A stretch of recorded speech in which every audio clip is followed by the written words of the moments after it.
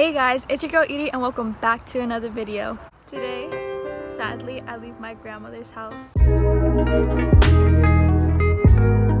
But before I go back home, I get one more weekend with my boyfriend Santos.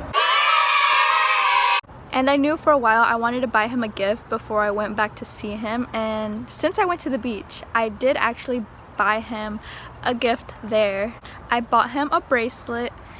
Here it is. It's this black leather bracelet with the shark tooth. I personally like the bracelet, so I really hope he likes it. But it's time to leave, so let's go. So I do want to say this vlog is pretty small just because we are in a long distance relationship. We don't get much time together and I just want to live in the moment when I see him. And also he's just camera shy. But I did still want to make a video just for memories and for entertainment. So this first day we didn't do much. We literally just talked and then we went out to eat. And then we just hanged out and talked some more. Hello. The second day was more eventful. So on the second day, I woke up, I got ready, and Santos arrived to the hotel. And we did plan to go to this Japanese garden. This garden was so beautiful, you guys. It was kind of small, but still very beautiful.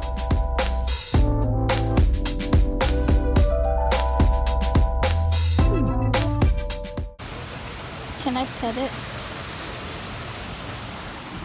I don't think I can reach actually. You try to. You're trying to put your finger in its mouth. I dare you. Not in its mouth. Do it. Go stupid. Ah. I really enjoyed walking around and just talking to him and just being out in nature.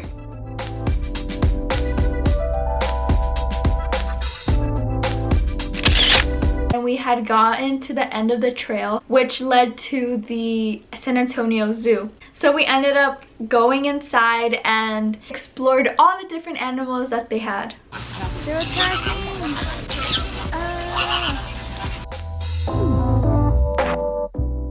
He's risking his life. He said YOLO. So pretty. I away. Meow.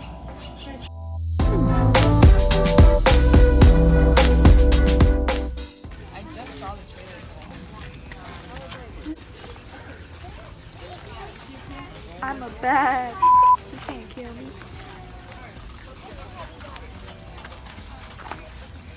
It feels like pain.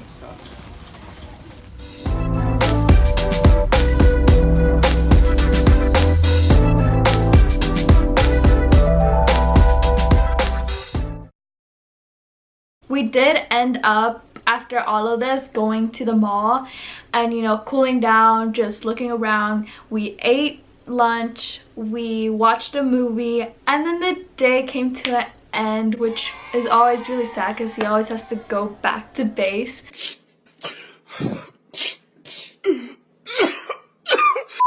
But I got to see him the next day as well. We took our time in the morning just to chill out, you know, pack our things because we had to check out of our hotel that day. And we actually ended up going to this market. We got some drinks and we watched this dude dance. Yeah, he didn't really do much, but I really do appreciate him being funny. We also ended up getting ourselves drawn and I think it looks so adorable.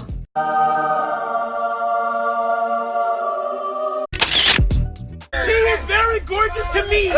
After the market, we were just trying to find things to waste our time. We didn't really know what to do because the first weekend we had together was where we did most of our fun activities and we just didn't have anything planned this time. And then it came time for me to leave.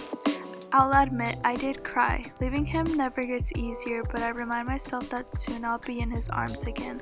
I'm super grateful I even got the chance to see him, but we have to go through the little pain to reach our goals.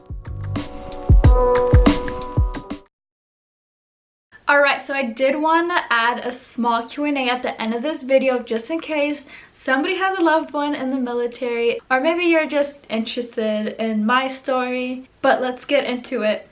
So the first question is, how is Army life? What is it like and what can I expect? So obviously I can't truly answer this because I'm not in the military, but I can tell you Santos' experience and what he's told me. But how is it? It's pretty good from what he says. He says he likes it, but he doesn't like absolutely love it. What makes it hard for him is that he just got really used to living over here at home. He got really comfortable over here, and you know, his family, his friends, and I'm over here, so it makes it harder not to have anybody that you know. But obviously he made a lot of friends over there, and I'm glad he's not going through this alone. But what is it like and what could you expect? Well, when you first join in, you do go to basic combat training, and I do have videos on that if you want to go watch it. But after basic combat training, obviously you graduate and then you get sent to the next base, and then that's where you start studying for your job. And he actually picked a job in the medical field, so he has 6 months of school, and it's all pretty fast paced, but he's doing really well and I'm so proud of him. But he does wake up super early. It just depends what they have to do that day. It can be anywhere from like 3:30 to 5, I believe. I can't fully remember. And when he wakes up, they go work out, and then they have breakfast, get ready for school. They have school until like 4 p.m. and then after that they have time to study and work out, and then obviously go to sleep. So he doesn't really have a lot of free time, but during the weekends he does have some free time, but he does use it to study and also to rest, because you know, waking up early is not fun. Occasionally he'll go out with his friends. I will say there is a lot of rules, but that's very expected. In the beginning you don't have many privileges, but as you keep moving along you slowly get privileges. The next question asks, how do you make your relationship work? We're still a little new with the Army life. We just talk to each other whenever we can. He definitely puts in the effort to see if I'm doing well, and I definitely reciprocate that. I'm always trying to give him motivation. We always try to share our feelings, always make sure we know that we love each other. We're always there for each other. And then occasionally we'll have like a phone call during the weekend when he has more time. And obviously traveling, I made sure I went to see him graduate BCT, and I made sure I saw him during the summer because I won't see him for another couple of months after this. Long distance relationships are really hard, but we do have to learn how to handle this for a couple of years.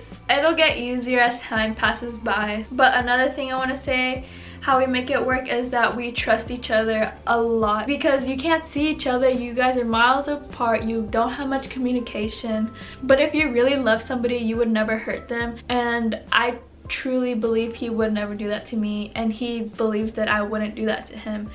We've made that clear to each other. And my last question asks for advice for a healthy relationship. I'm not a master at relationships, but I could definitely tell you my experiences. Something that's really important is communication, because nobody can read your mind unless you have that superpower, but I've never met anybody with that superpower. You gotta make it clear to people what you like, what you don't like, and that's how you resolve problems, is by communicating. You also have to put in a lot of effort. I know some people don't get into relationships because they're really focused on school or work or whatever it may be, but if you truly love somebody, you would find time for them. I also wanted to say that if you guys truly love each other, you guys would want each other to grow and to better yourselves, which can also help the growth of your relationship to become stronger and happier. And the other person has to be understanding of your responsibilities. Relationships aren't something that you can put aside and say, I'll work on that later. You really have to truly work on it every single day, and that might look different for everybody. That doesn't always mean that you have to sit down and have a conversation about your relationship, but it is important to have conversations once in a while to clear things up. I feel like some people think that my relationship is perfect, but the thing is, I don't show my problems out there to the world all the time, just because I like to keep that to myself. And I think that's important for other people to do. I think you should keep your problems between the two of you. You don't want people getting involved in it who have no business in getting involved in it. Definitely in the beginning of my relationship, there was a lot more problems, but we solved through them. There definitely has to be a lot of patience. Nothing's gonna get fixed overnight. And of course, like one of the most important things ever is to treat the other person the way you want to be treated. You have to be nice to each other. You can't just want revenge all the time because they hurt your feelings. There has to be so much forgiveness. Just because somebody messed up doesn't mean you should give up right there and then. Of course, if they're cheating on you, maybe you should leave them. You guys might not always agree, and that's expected because you guys are totally different human beings and you need a compromise. Of course, it's not just all about you, it's about both of you, and both of you have to put in the same effort. And if, as much as you want to be happy, you're gonna have to want for them to be as happy as you want to be. I hope I answered those questions clearly and they helped somebody. But that's the end of my video. I hope you guys really enjoyed, and I'll see you in the next one. Peace.